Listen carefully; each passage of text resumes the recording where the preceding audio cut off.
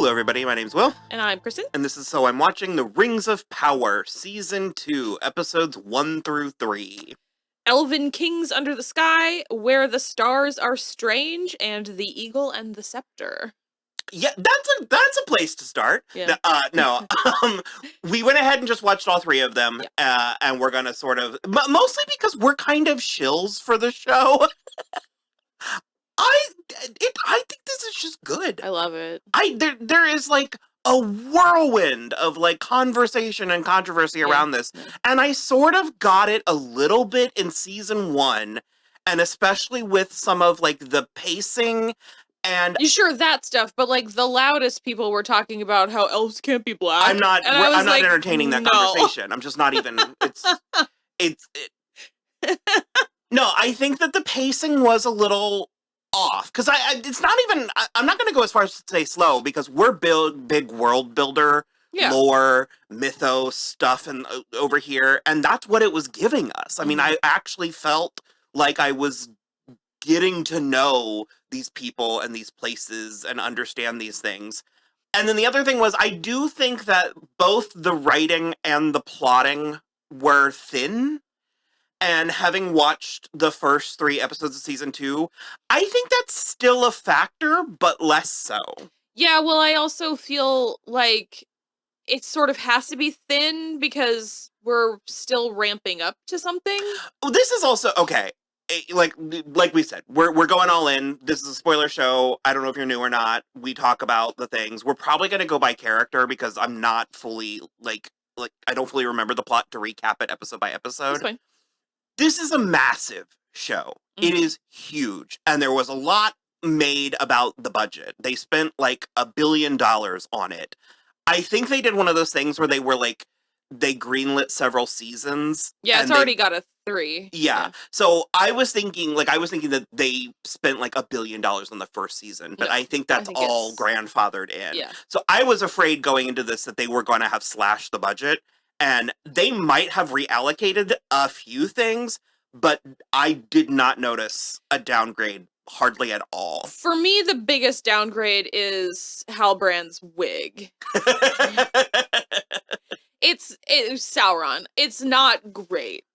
And I think it's actually not even necessarily the quality of the wig. It's just like how it's sitting on his head and where they've put the hairline and stuff, because it makes it very poofy in a way that makes his head look too tall. Well, okay, I do want to get to that, but to finish the thought that I was saying is that this is a massively expensive show trying to bring very beloved, very, unfilmable material to the home. The masses. This is a TV show. It's not a movie.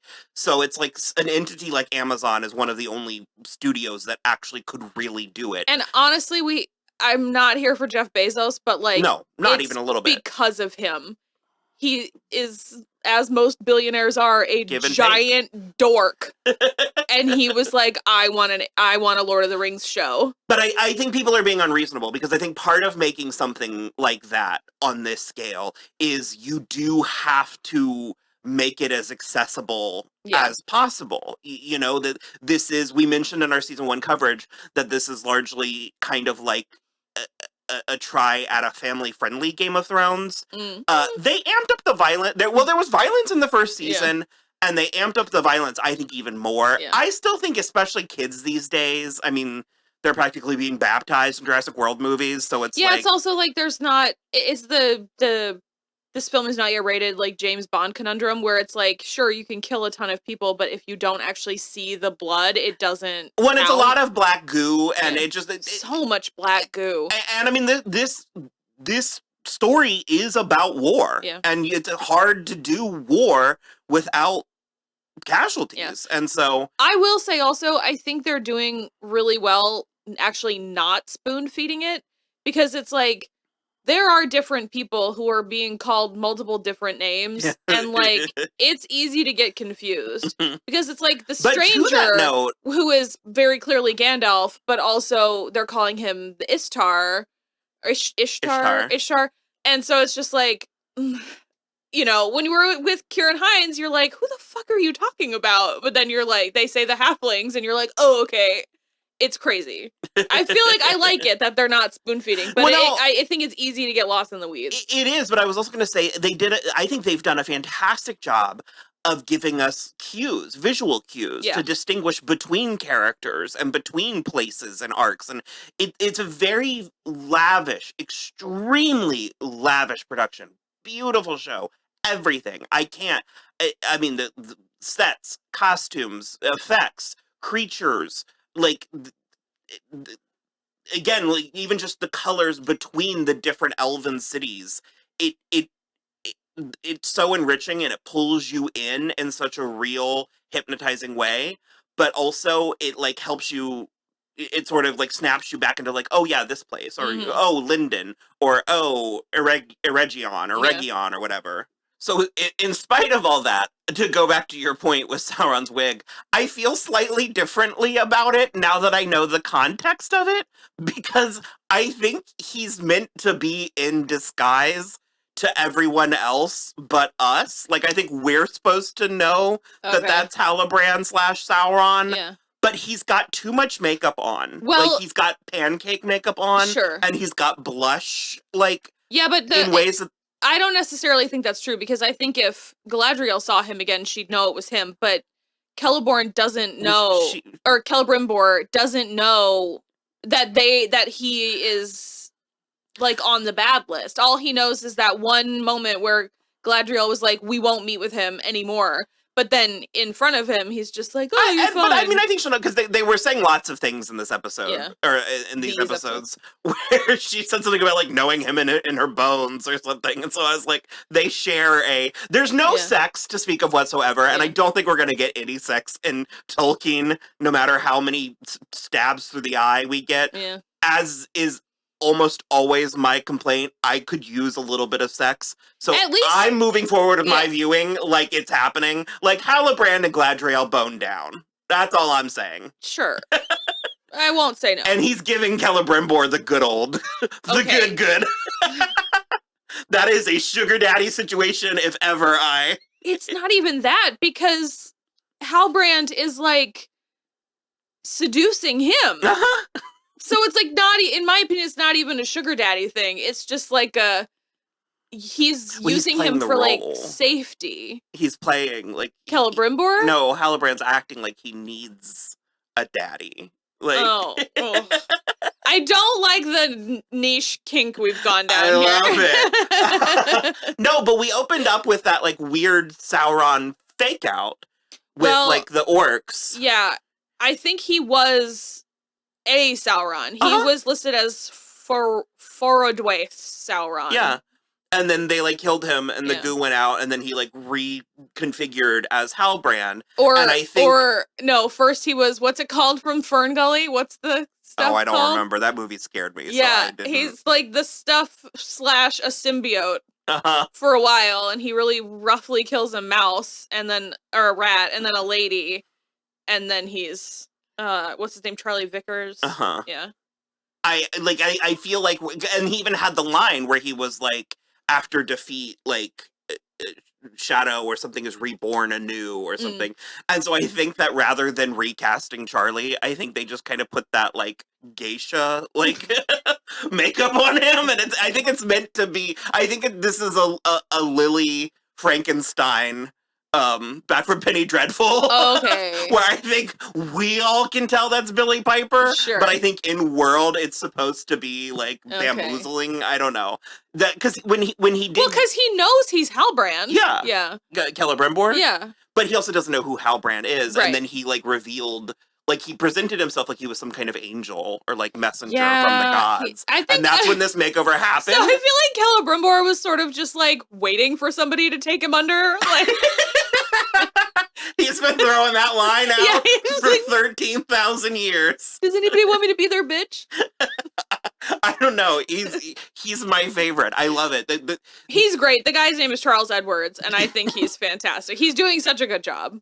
There's something about this show, and I've said this a handful of times, and I frequently say it about fantasy, mediocre fantasy, but I could watch it like a screensaver. Like, and I do like that, because like Game of Thrones, and especially when we were covering it, like House of the Dragon, I was like, I felt like I was studying for a test. Where it's like, I don't feel that here. Yeah. And I'm actually surprised at how well I'm handling the names. Because if anybody knows me, that's not something that comes easily to me. But I know Elendil, I know Isildur, I know Arondir, I know Valandir, I know all of them. Which one's Valandir? Like, Isildur's friend with the, curly hair.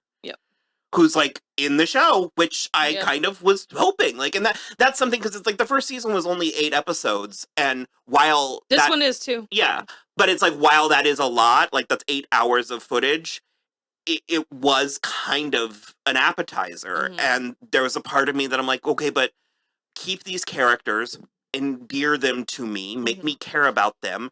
And that's another thing, is because it's like, coming out of the first season, I was a little bit like, that was good, and I enjoyed it, and I didn't think it was going to stick with me in a way that it did. I think it also benefits from a rewatch, because we did rewatch it. Even just having rewatched it over the last 2 days, I feel much better, and I liked it quite a lot, but I feel much better about it, watching it a second time. So, which I think bodes well for it, and if it's given the chance to actually percolate and be what it's trying to be, the fact that it holds up to rewatches, or even can be, a rewatch can be enriching. I think, because that the movies are that's what we're, and I am aware that this is technically something different, but so I'll say that for sure, which is that in this 3rd episode, I think, when Isildur is telling the story about how his mother died, and that it was he was caught in a riptide, and she drowned saving him, and then he was like, and so I've always wanted to like do something special that like made me earn it, basically. I was like, oh my god, all the moments where I thought you sucked in season 1 suddenly make so much sense and are so much clearer, and it's so much more of a tragedy. And this new female character, I did not catch her name. I did not either. Estrid. Yes. I kind of took to her. Yeah. I mean, very, so far, at least. And I thought that scene, it did really well for me in understanding Isildur and endearing Estrid to me, and also Theo presumably overhearing. He was overhearing, and presumably took something from it, because Theo is such a funny character. They threaten you nonstop with him being terrible, and he is. I said it in He's acting terrible again.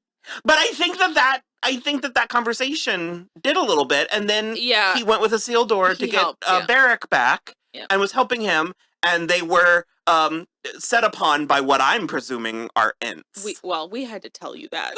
Well, no. I said, what is it? And Will said, I think it might be Ents, and then I cheered. No, it's very exciting. Because I low-key love the Ents. The Ents are great. So, here's the other thing. In talking about Theo and Arondir and what the hell is his name? Isildur, Jesus. We have to talk about the seemingly baffling choice that the actress who played Bronwyn made to not return.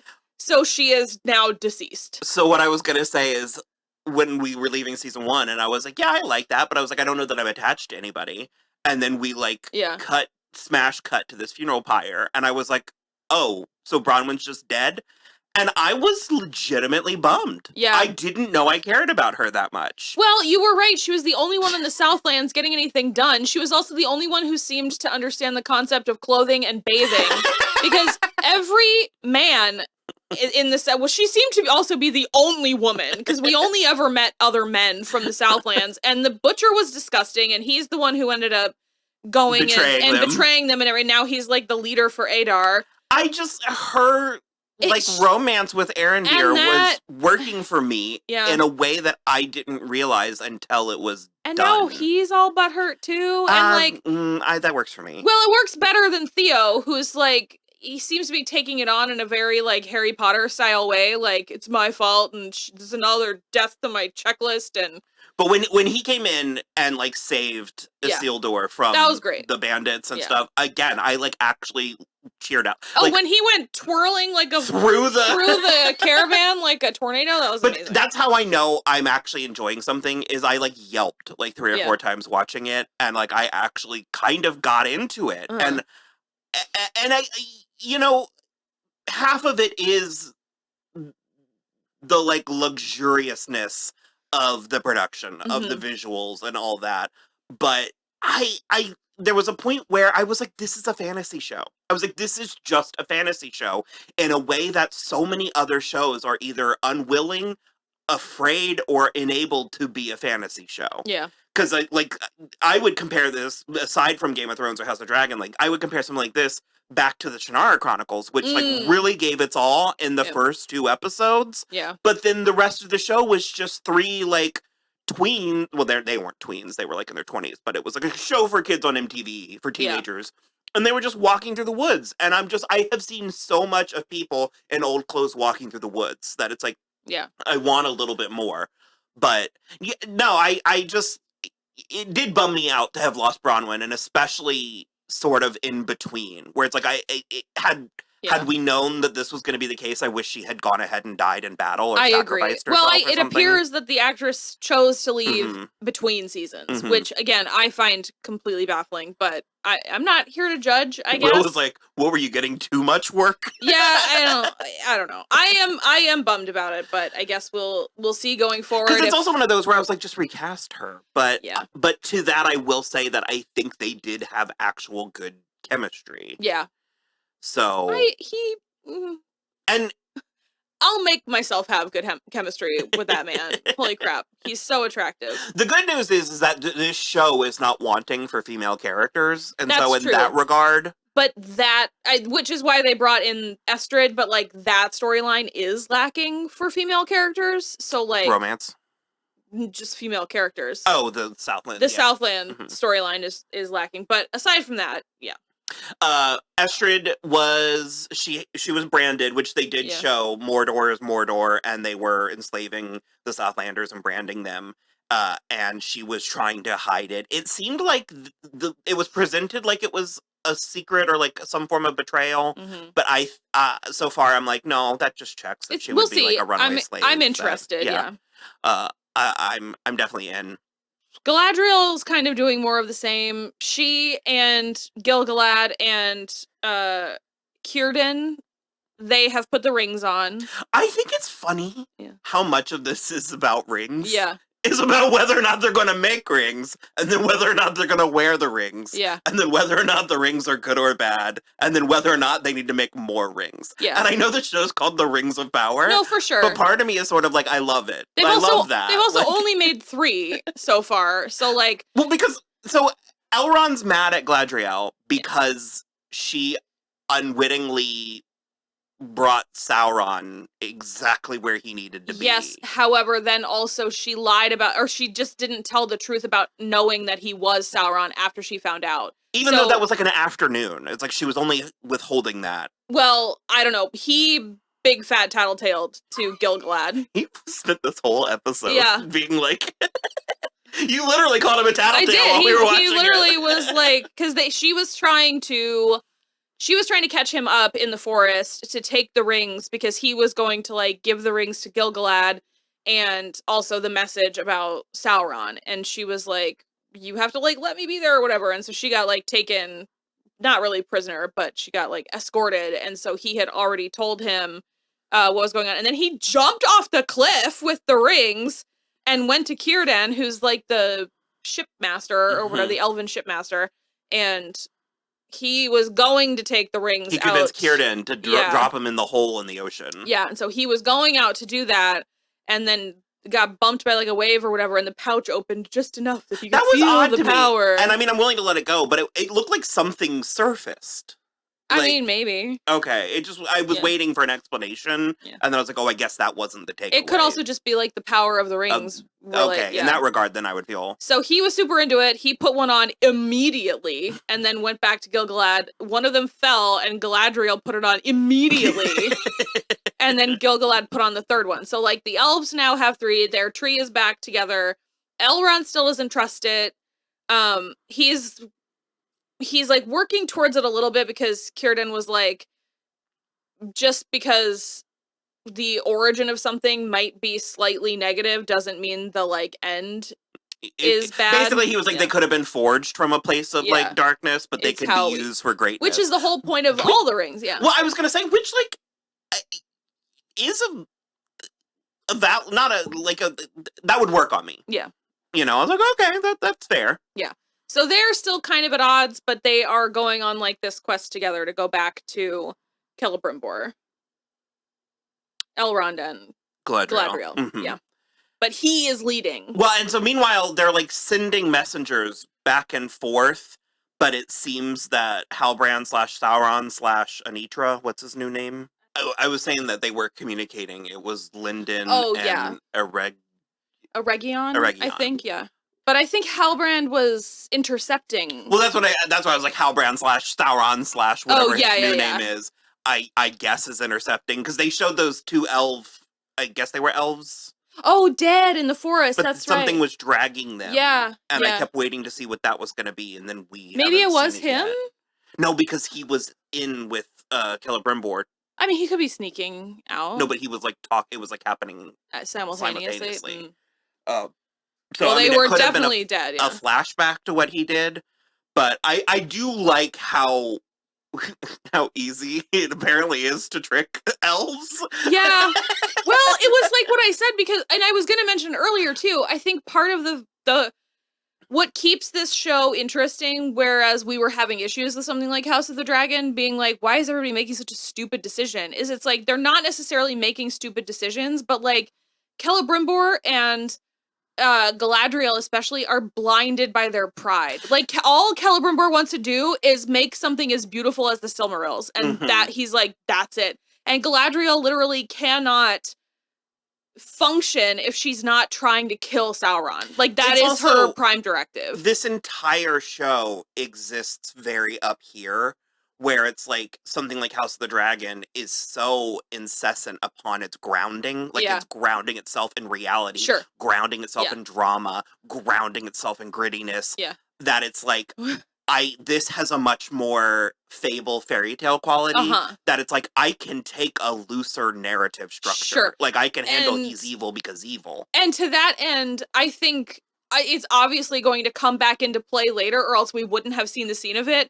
However, if it didn't come back into play later, the scene where Celebrimbor invents invisible ink was dope. Which goes back to my whole screensaver thing. It's like, I just want to watch fantasy stuff. Even if there is no purpose for it, which we know there is, because that's how the entry to the Mines of Moria are in The Lord of the Rings, that would be fine just to have happen. Just for that to exist would be fine with me. No, and like I said, I mean, it kind of goes hand in hand, but and I am admitting that I still do think some of the plotting and the characterizations are thin, but I think that is forgivable when you're, again, up here, when the whole thing is very sort of like, I find it to be moving at a clip. I'm sure plenty of people could be bored by this. Well, I think it is now. I think it's moving more at a clip now than it was before. Because I think season 1 was a lot more build up, and now I think we're cooking with gas. Yeah. The dwarves are not doing well. No. So I guess Durin has been fully kicked out of like the house. The royal house. Yeah. So he and Disa have to like do their own shopping and pinch pennies and stuff.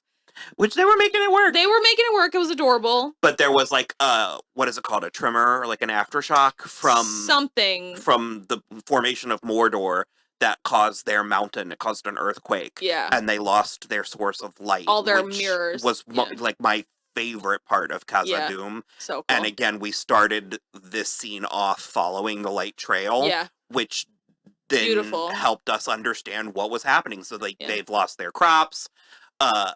She tried singing to the mountains again.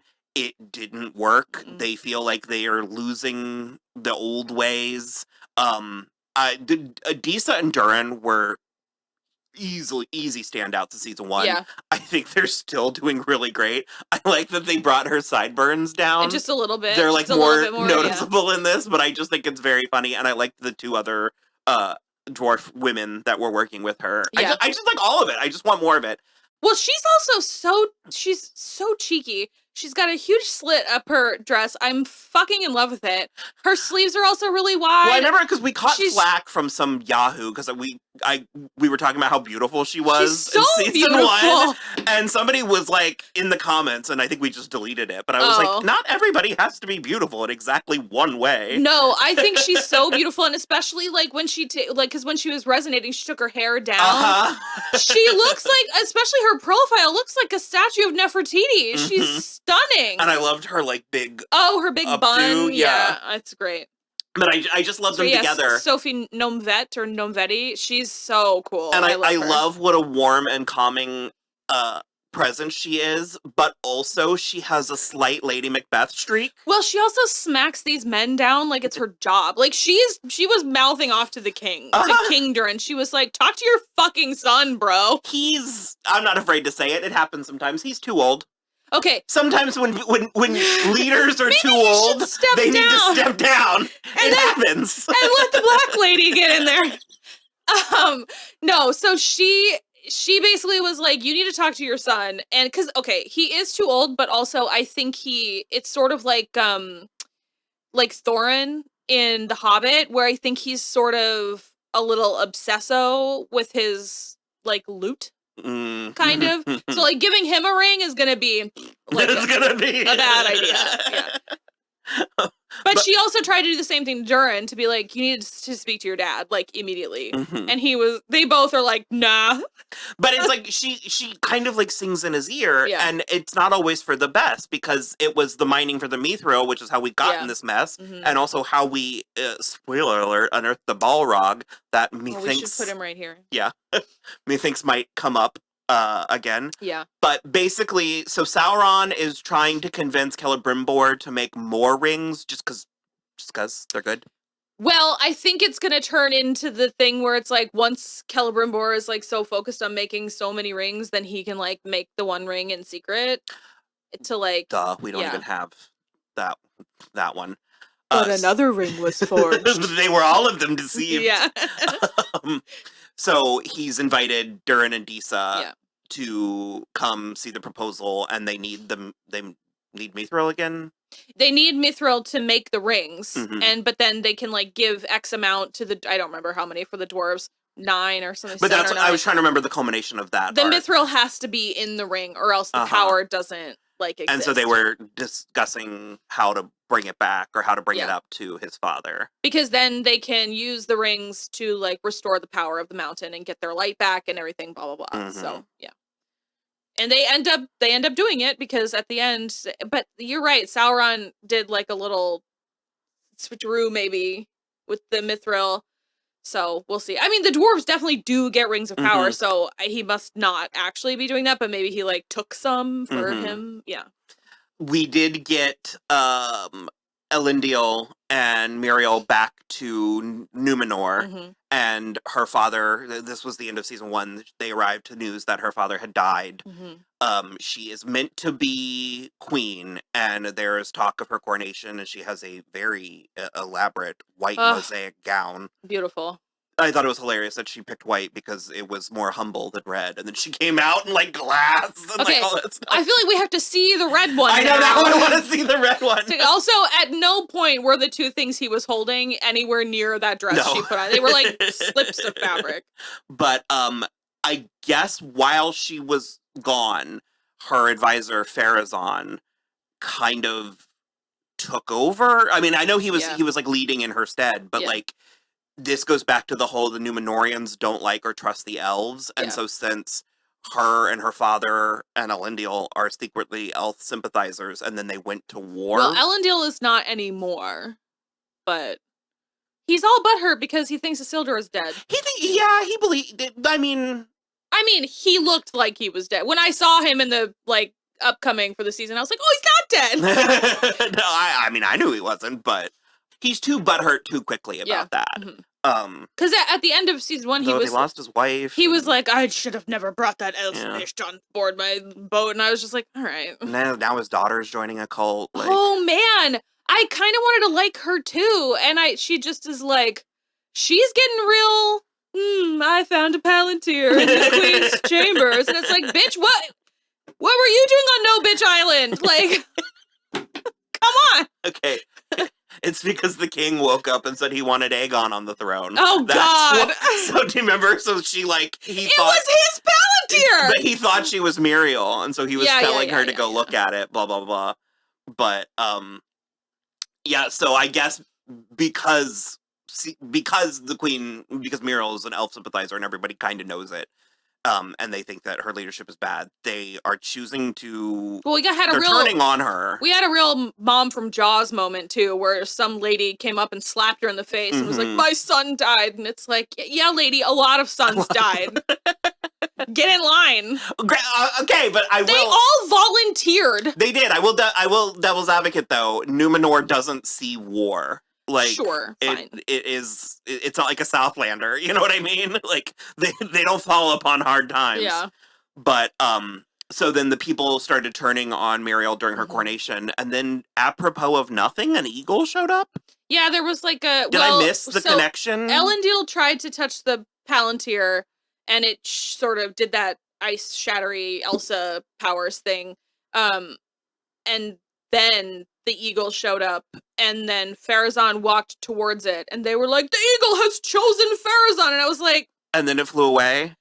Arbitrary. Yeah. I mean, again, I loved looking at it, but I was sort of like, am I meant to know what's happening? No. Wait, is any of this connected to anything that came or will come? Yeah.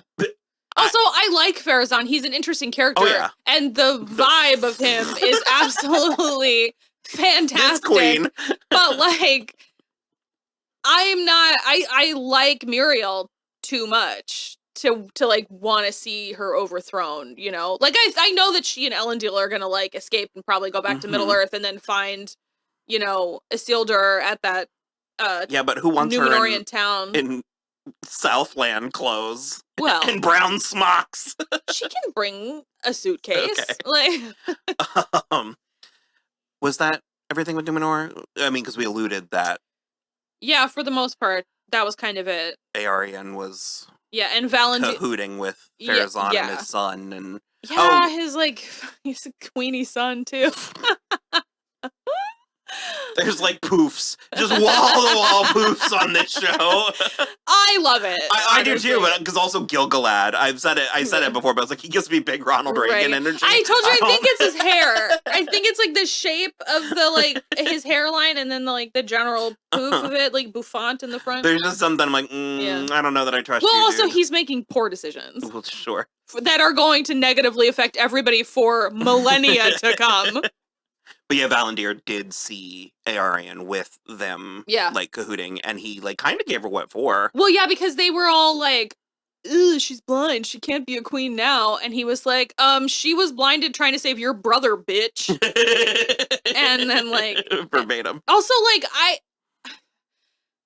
I guess it's, like, to be a world leader, it wouldn't be great to be blind, but, like, if you have someone to read things to you, and, like, you can still talk, her brain's not...